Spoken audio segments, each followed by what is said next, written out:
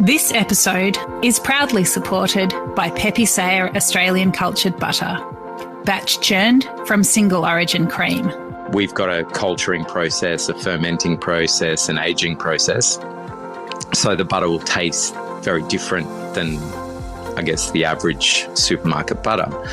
I like to say we make butter makers butter. Like, this is the sort of butter makers would like to eat, simply because of the slow process in which we ferment and age and get the flavour into it. You know, the natural fermentation that gets all the flavours into the cream, and then once you churn it, you end up with this really rich, flavoursome butter that evolves and changes because it's a live culture that's in the butter as well. For more information, go to pepesayer.com.au.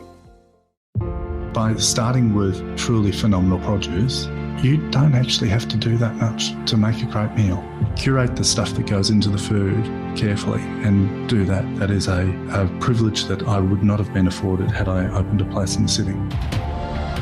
This is the Deep in the Weeds podcast. I'm Anthony Huckstep. After the events of the last 2 years, many of us are seeing the value in regional travel, and many in the industry are creating new lives in regional towns too. As everyone looks to get out on the road and explore Australia, will we see the regional restaurant boom we're expecting? What does it take to create a destination restaurant that keeps in mind the local market too? Rowan Tihema is the owner and chef of the Mermaid Beach House in Coffs Harbour, New South Wales. Rowan, how are you? I'm really well, really well. You've chosen an interesting period of time to open a restaurant during a pandemic in a regional area. What was it like in 2020 when you first opened the doors of the Mermaid? Oh, look, the restaurant wouldn't have opened if it wasn't for the pandemic. Wow. There was no way that it would have happened at all. So back in March of 2020, just before the very first Melbourne lockdown, I was sitting in my apartment, going down into winter in an apartment that had no natural light, and I decided to get out. And wow. So I called up my little brother, and he drove down overnight on the eve of the first lockdown. We packed all of my apartment up in a day and then drove back through the night again to be back in Coffs Harbour. Wow. And yeah. So it's funny. Like the birth of the place was literally a response to COVID and me just being bored in a new place. Well, tell us about why Coffs Harbour. What's important in that region for you? Oh, look, it's funny. My family's been up here for 20-odd years. My mum was the director of the local gallery up here. And so in her great wisdom, started buying up little properties to help get her children onto the property ladder, and has slowly, progressively moved all three of her sons into the local area to be closer to her. Unfortunately, by the time I got here, all that was left was a little granny flat at the back of one of my brother's houses. So, but anyway, yeah, I'm very grateful for the granny flat nonetheless. Is the restaurant that you have today, is that the vision that you thought of originally in September when you were about to open? Oh, not at all. No, look, it's I came into Coffs thinking that it would be a really value-driven market, and that I'd open something that was casual, good, great food. You know, we were always going to make all of our pasta from scratch and do as much as we could from first principles. But I thought, look, there's going to be a price ceiling that if you're pitching to a regional market, that you just have to make it cheaper. And yeah, that is so that's where it started, and it just isn't where it's ended up. What made you realise the need for something a bit more extravagant than sort of an easy, accessible, casual restaurant? The customers. You know, it's like, I think that a restaurant is really you have an owner's hopes and dreams. You know, like we all go into a place, opening a place with what we think would be great and what would work, but ultimately, your customers play such a huge role in dictating what works, and you've just got to continue to listen and continue to iterate until you find something that both parties can be happy with, that are ecstatic by. It's especially in a smaller market where we've got 73,000 in the LGA, but that's over a fairly huge distance. So what's that? 3 Melbourne suburbs, not even, maybe 2 Melbourne suburbs. And so you've got to get people coming back. If you don't have local custom and regular local custom, then you have no opportunity to grow. The industry has had its challenges in the last 2 years, but regional Australia has had it a little bit different to the cities. How have you felt the last 2 years operating this restaurant? I feel so incredibly lucky. I had no expectation that we would be off the ground so quickly. And even with the lockdowns, we lost 5 weeks or 6 weeks, I think, to everyone got sent home. But that seems, such a trifling amount of time compared to the heartache that everyone's gone through elsewhere in Australia.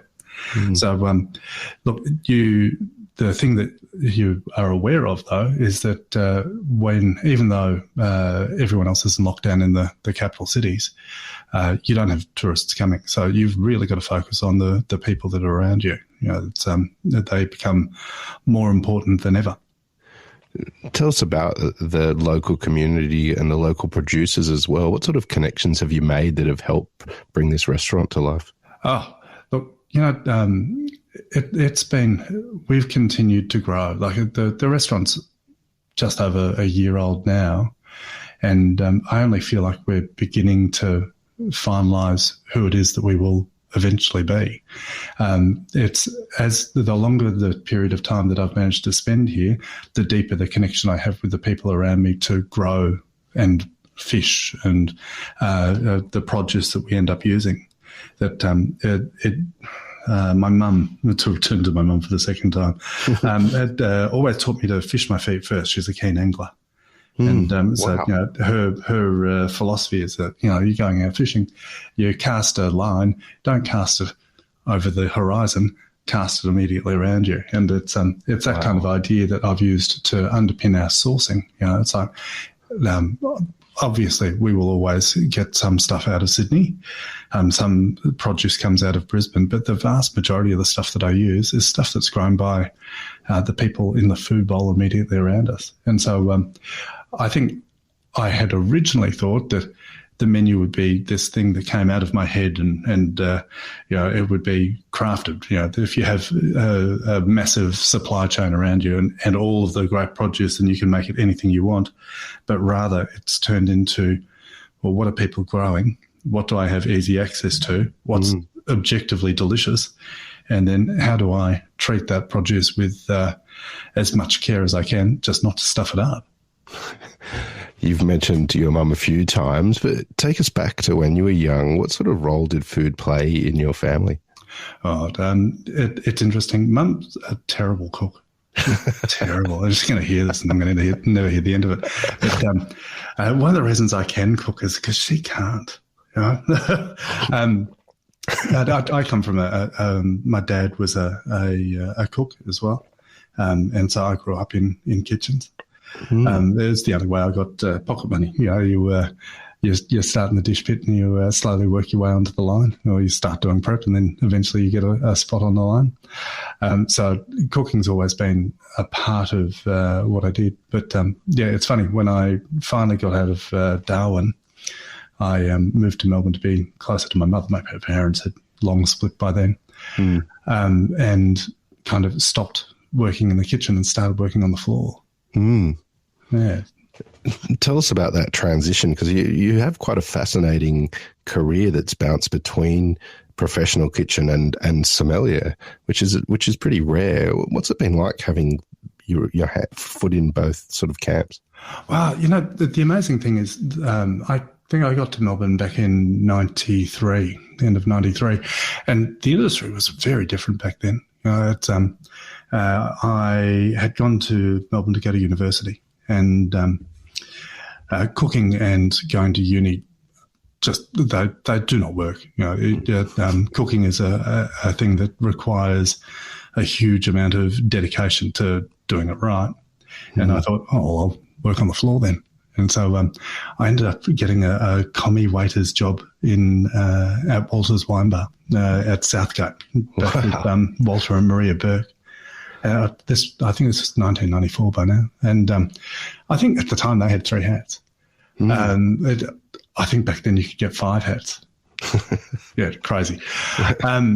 So the thing that got me into wine was, at the end of the day, and this is testament to Walter Burke, all of the wine that had come in as samples over the course of the day, and people were dropping off samples there, like there'd be a case of wine that would arrive from a variety of different people every day. They would open up all of the wine at the staff meal would be at the end of the day, and they'd open up all of the wine, and then you'd collectively talk about it as a group. Wow. Yeah. And, their predates Wesset. And so I think even Patrick Walsh was still at the restaurant at that stage. It was just this hotbed of talent and learning. And so it was very easy to fall in love with wine there. And I was at uni for a long time, far too long, if you ask my mum. I think 8 years. So in the 8 years that I was at uni, I kind of worked my way through a progression of different restaurants, and had found, I had this kind of dual education, one formal in at university, and then one informal in wine, and that was a great place to be. Well, it led to some incredible roles, including sommelier at Nobu.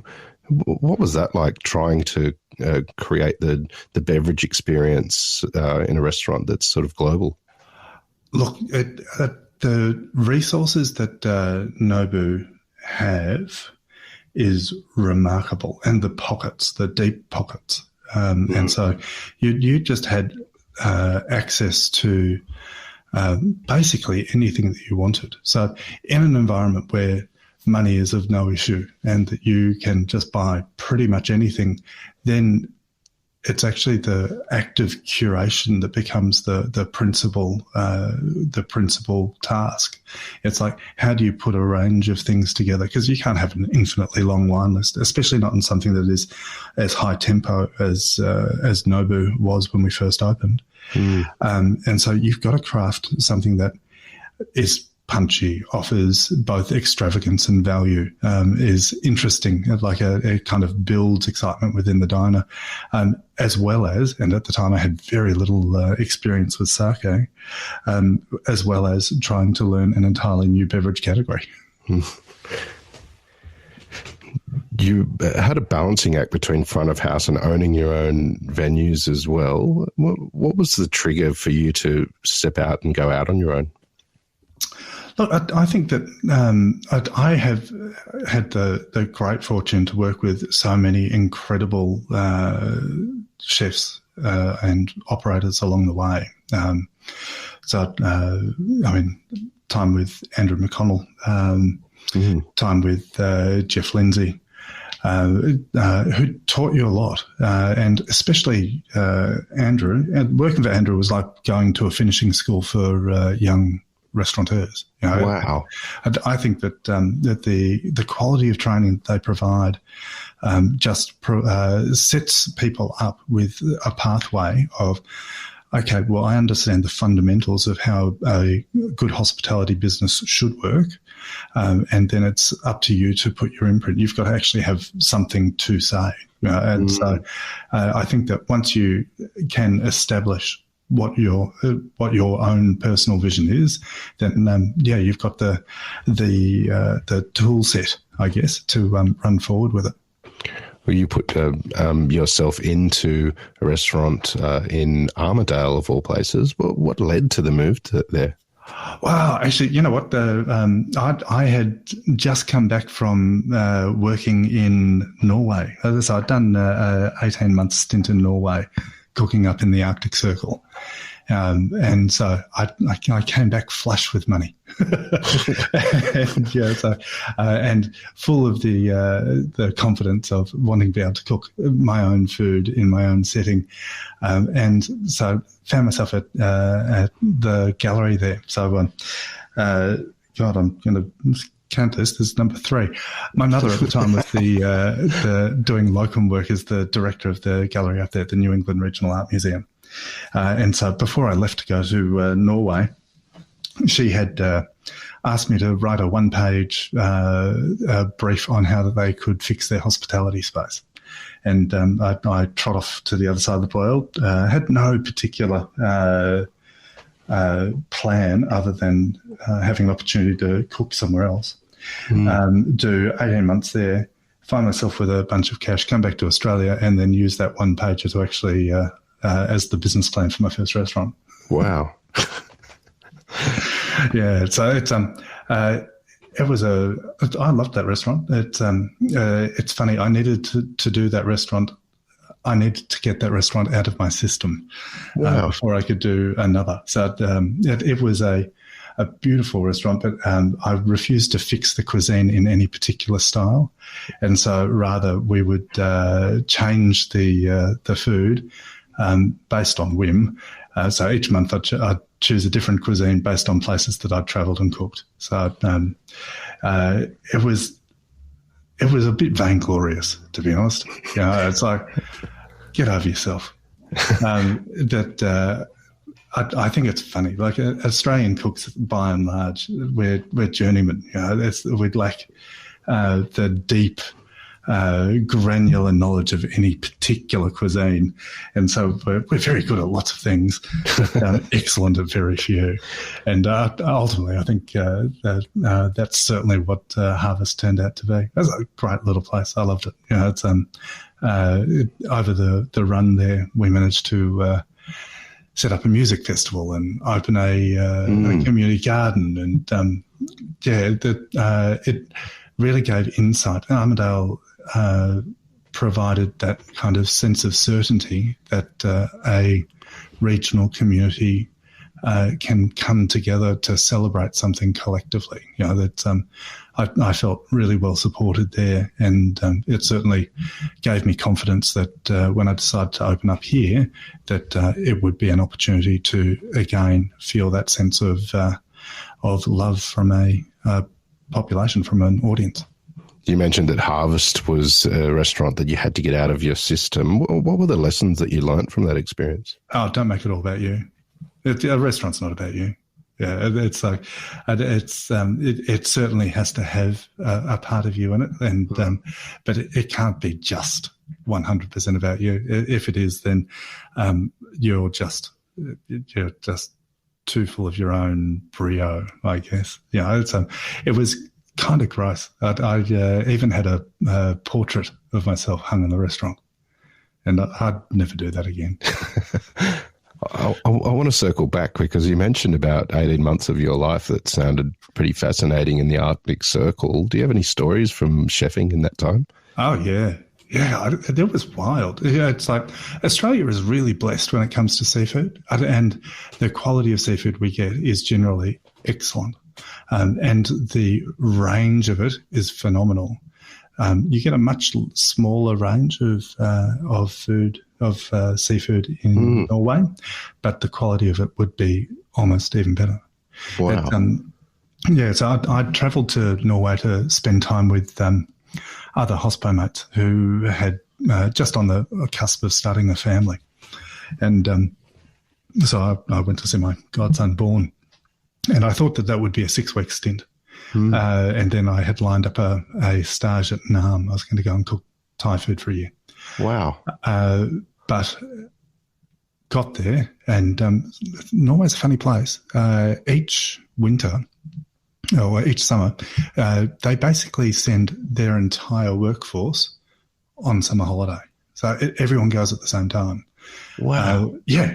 And so what they do over that period of time is they import labour from everywhere because they've just got Norway, has Norway money. They've got that massive sovereign fund of theirs.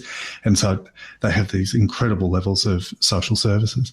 And so they import people from everywhere. And so I walked into an environment just thinking I'd pick up a job on the line for, 6 weeks, earn some money, spend some time with mates, drink Russian vodka.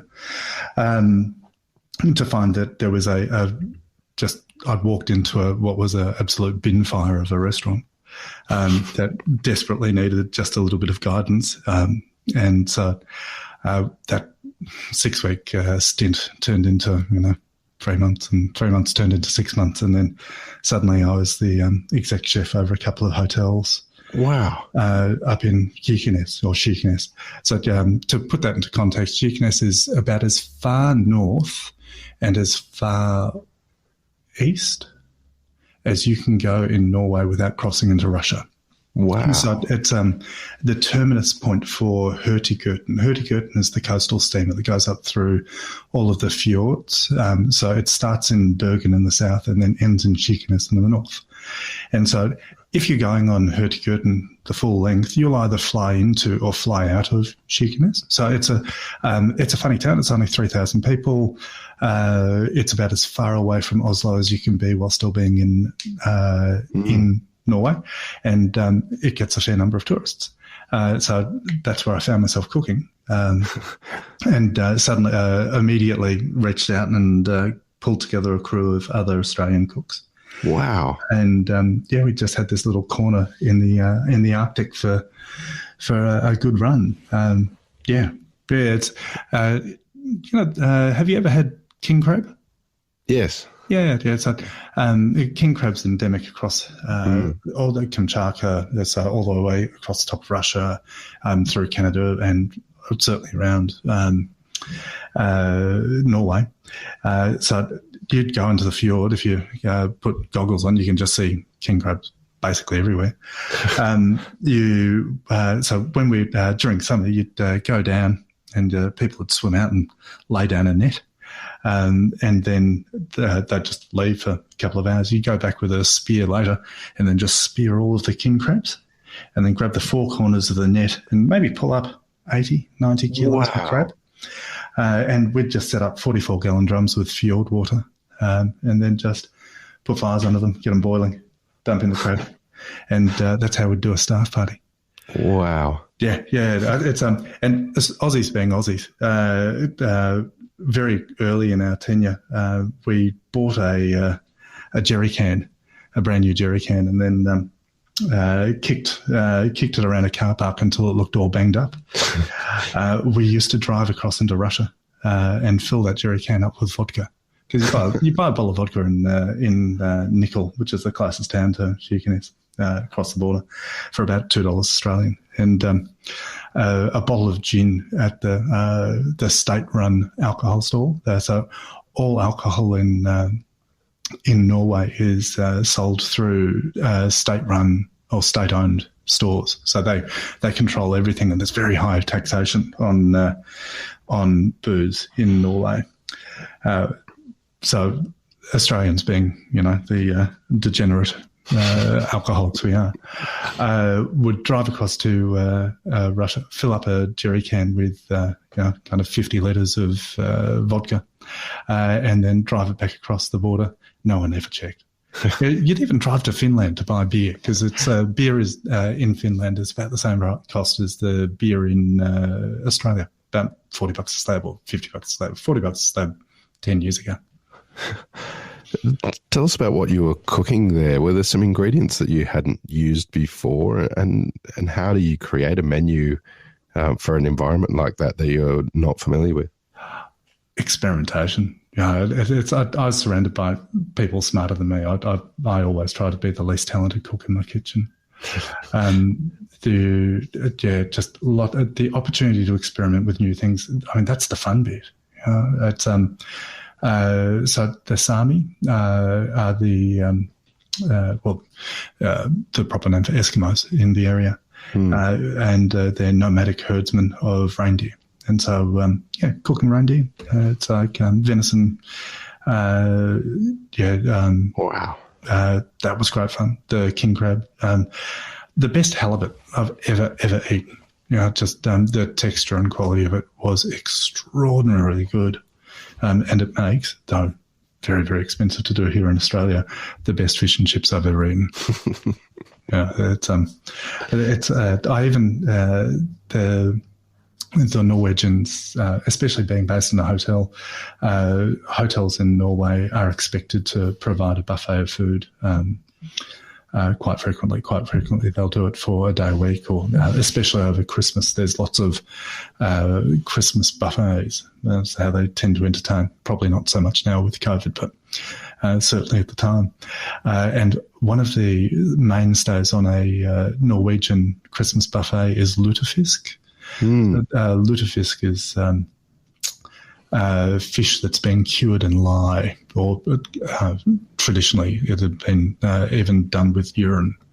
Wow. And it has this very, very pungent, I'm not going to say offensive because someone will probably write a letter, but I would go as far to say unpleasant smell, stench, is reasonable in the palate. It has a kind of caramelly flavour. Yeah, it's an acquired taste. But it was an expected mainstay on the menu. I even had to cook minke whale in Norway, actually. Wow. Yeah. It's a Norway and Japan per capita, the highest consumers of whale in the world. And if you haven't tried whale, does not have a whole lot for me to advocate in its case for. It has this kind of deep livery, almost bloody flavour that's quite pervasive. And despite significant experimentation, I'm yet to find a way to make whale taste objectively delicious. Well, back in Australia, you've had regional restaurants sort of a decade apart. Are regional restaurants different to a decade ago? Yeah, I think that I'm better at it now than I was a decade ago. That's certainly things, but I think that the basic fundamentals are somewhat similar in that there is always going to be a skills gap. That you're always going to spend time having to build staff from the ground up, which is a good thing. It's if so long as you go in expecting it, that you're not just going to be able to advertise for a sous chef and expect for great candidates to come knocking. Though if there are any great candidates, call me. So that's one. Certainly, the expectation that the staffing is you have to build that for yourself and build a team and really aim to give people the jobs that they want. So you get longer tenure. It's like the longer you can hold on to someone in a regional area, the better. Two is that you can't ever take your eye off a local market, that you don't have an infinite number of customers to burn. Sometimes I feel like cooking in the city, you absolutely, restaurants build a regular clientele, and they do represent a small but very valuable component to the overall revenue a restaurant creates. But in a regional area, the return diner makes up a significant proportion of your overall revenue. And so whatever you do, it has to people have to respond to it, and they have to want to dine with you again and again and again. So it you very much well, in this restaurant especially, the restaurant was almost designed by the people that kept on coming. Wow. They wanted more seafood. We got more seafood. They wanted to spend more money and stay longer in the venue. Great, I'll make it more comfortable for you. It's when we opened, we had two wines, a red wine and a white wine that I had shipped up from Melbourne, and we're doing in kegs because it's all I could afford. I had no money, no money at all. And so we started very modestly, a red wine, white wine, and a Prosecco, just a cheap Prosecco. I think at the time I bought out of Dan's because, I had nothing to spend. And gradually over time, it's like now I think we've got 4 Barbarescos, a handful of Barolo. Wow. Yeah, and they sell. It's an interesting dynamic that if you allow your customers to kind of give you those insights, it's the best way that you can perfect, and just not being so too much of an egotist. It's not about you, it's about them. The summer could be one of the busiest ever for regional areas in Australia. How are you feeling about that? Yeah, I'm just growing as quickly as I can. My little brother and one of my apprentices spent a couple of days working mostly in the rain, paving out our front garden. So that will add an extra 20 seats. Wow. And it's also, I see it as a massive opportunity again. So I'm intending on, have just sent a shipping container to a builder, which we're going to build out and put a pizzeria in the backyard. Wow. It's astounding. Like the restaurant itself sits on a 1,000 square metre block immediately opposite the ocean. You can't see it through the scrub, but you walk across the road and you walk down a path and you are at the beach. And the place had lain empty for 2 years. It's like it boggled my mind that I might be lucky enough to be the custodian of the space. And being COVID, I was able to negotiate hard because then, as I previously mentioned, I had no money. I could not afford a director's guarantee on the rent, so I was able to negotiate a long rent-free period and just start with the absolute basics. There's nothing like poverty to encourage innovation. You've had an extraordinary career and now operating a great regional restaurant that's full of promise at the moment. What do you love about what you're doing? Lots of things. I'm finally in a position where I'm talking to farmers about what I'm hoping they will grow for me in the coming seasons. It's an interesting experience to start designing a menu by starting at the beginning of a supply chain. Wow. It's like I have a woman who grows all of my tomatoes. She's amazing. Chinky, if she ever hears this. I actually think that she might be a magician. There is no other godly reason that one person should be able to get tomatoes so ripe in what has been a pretty average season so far. But just extraordinarily good. I've got people growing me broadbents, but I only want them the size of my finger. It's like by starting with truly phenomenal produce, then you don't actually have to do that much to make a great meal.